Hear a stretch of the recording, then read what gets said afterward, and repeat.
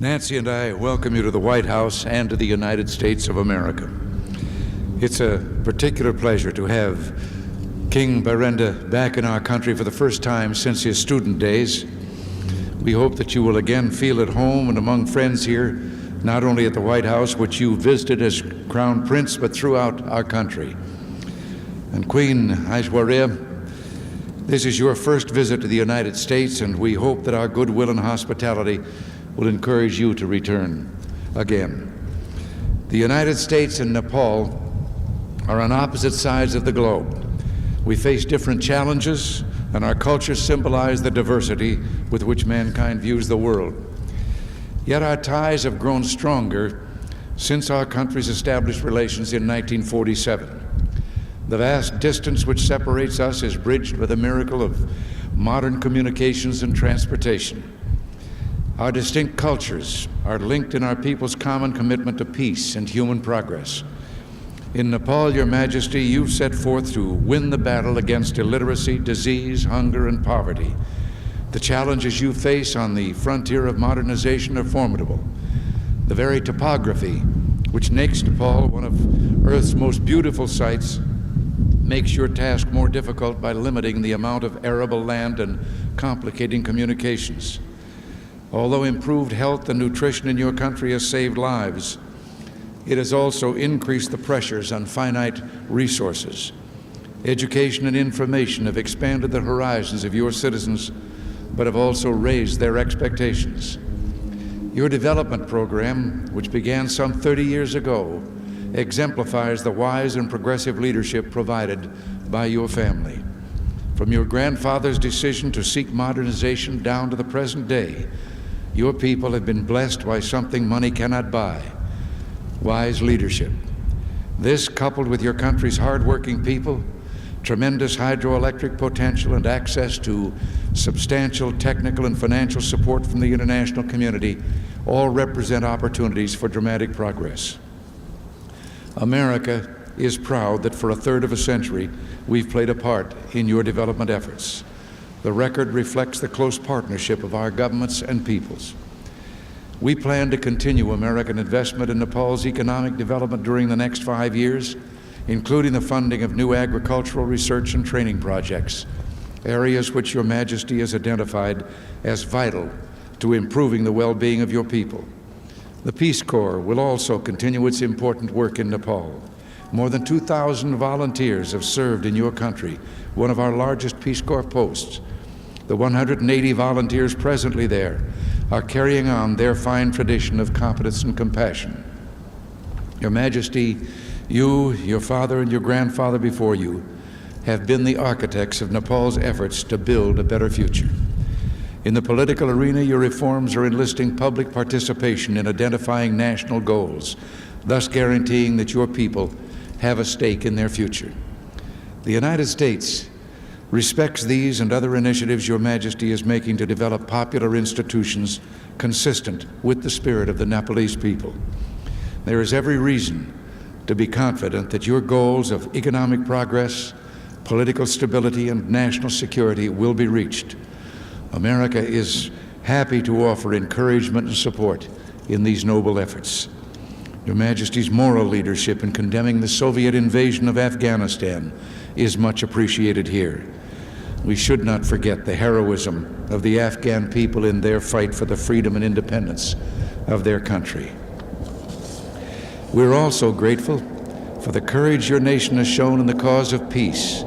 Nepal has been willing to do more than just cast a ballot at the United Nations.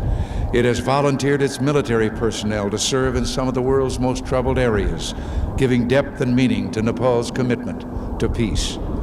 The world needs more nations like Nepal, which are willing to help shoulder the burden of preserving peace as well as advocating it in world forums. Once again, Your Majesties, welcome to America. We look forward to getting to know you better as a means of enriching the deep friendship which has always characterized our relations.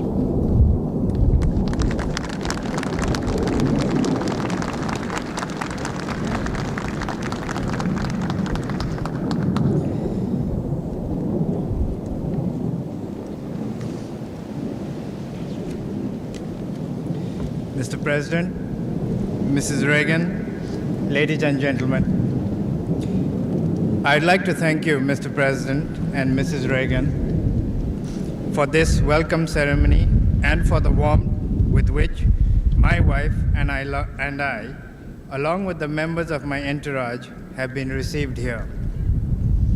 I also wish to convey to you, and through you to the government and people of the United States, greetings and good wishes of the government and people of Nepal.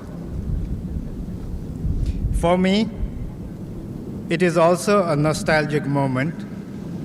I recall with fondness the time I had stood by my august father, late King Mahendra, on a similar occasion in a similar setting here in 1967. I do not feel a complete stranger to this land. Indeed, I come to you in the spirit of a friend who has had the benefit of studying in one of your leading institutions of learning. Inspired as Nepal and the United States are by the common goals of striving for freedom and dignity of man, it is also a fulfilling experience for me to be back here again. Mr. President, few things in the history of man have been as eventful as the discovery of this newfound land. It gave birth to a republic known not only for its inspiring ideals, but also for the most epoch-making feats of scientific endeavor. Viewed from this angle, America stands on the very forefront of modern history. Indeed, what the United States represents is a harmonious amalgam of high human and material achievements rarely surpassed elsewhere in the world. As a nation that has brought about such profound changes, it is only natural to look up to this country in joining hands with the rest of the world to herald a new age of peace, understanding, friendship, and prosperity for all. Committed as we are in Nepal to these ideals, we hold you, Mr. President, in high esteem and wish to see the United States as a bulwark of peace and stability, cherishing the belief that all nations of the world, whether big or small, rich or poor, developed or developing, must have a place under the sun. It is in this spirit that I look forward to exchange views with you, Mr. President, on matters of mutual interest. I also hope to meet other leaders and seek the opportunity to renew my acquaintances with friends that I have known. I'm confident that our visit to this country will be fruitful as well as memorable. Thank you.